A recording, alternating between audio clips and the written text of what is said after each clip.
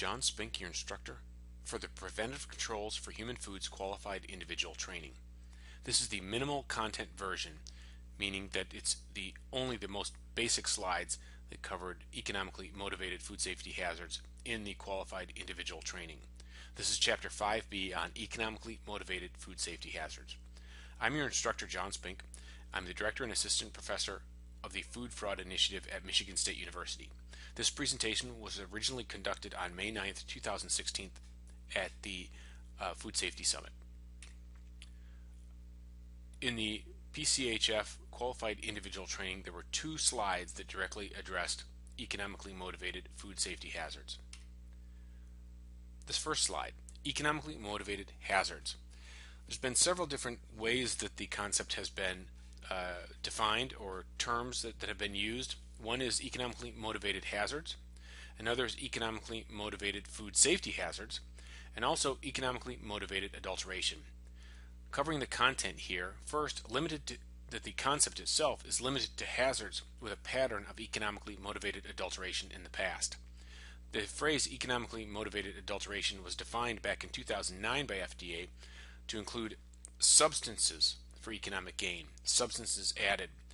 The concept here seems to have broadened to all types of hazards that could have been motivated by economic gain.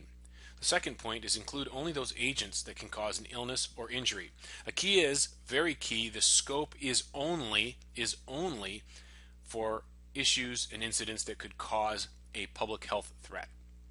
Something that only causes economic threat, or something that only causes is only a violation of, say, country of origin, is not considered under the preventative controls rule of FSMA.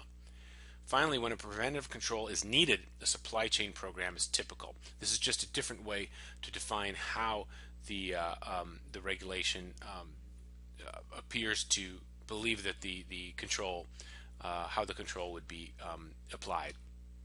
A couple points to make clear is, first, as I mentioned, economically motivated hazards is a different term and phrase than economically motivated adulteration.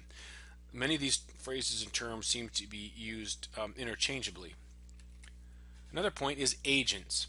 So an agent is just something that could cause a hazard. So if we're talking about economically motivated hazards that are not specifically a substance added for economic gain, that could be stolen goods that are genuine, produced to meet the quality and safety levels, but that a perpetrator steals and then mishandles, and that product leads to the growth of a microbe that creates a spoilage bacteria that creates a public health hazard. That would be the agent that caused the illness. In that case, the stolen goods, which are genuine and do not have an adulterant substance, would lead to a food safety hazard. So that would be controlled, would require a preventive control defined by this act. Some insight is that Food Safety Modernization Act Preventive Controls Rule applies only if there is a health hazard. This is very clear throughout the entire act.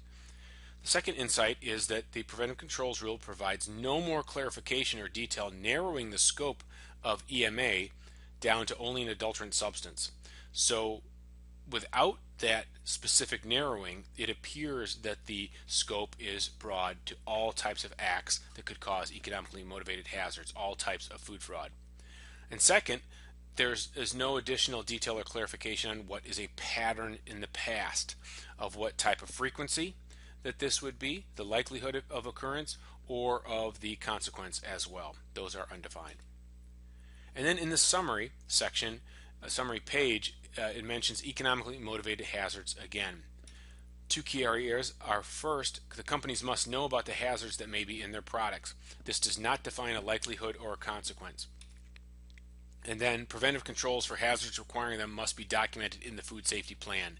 The food safety plan considers incidents, health hazard incidents, and so the preventative controls that apply to hazards, even though they may be food fraud or handled in a separate food fraud strategy or plan, as there are other requirements for the preventive controls rule that would be handled under the food safety plan. So the insight is that all hazards, regardless of the source, are covered. This is the end of the most basic slides. If you require more information, please see the QR code on the first page, and we have additional information provided. Thank you.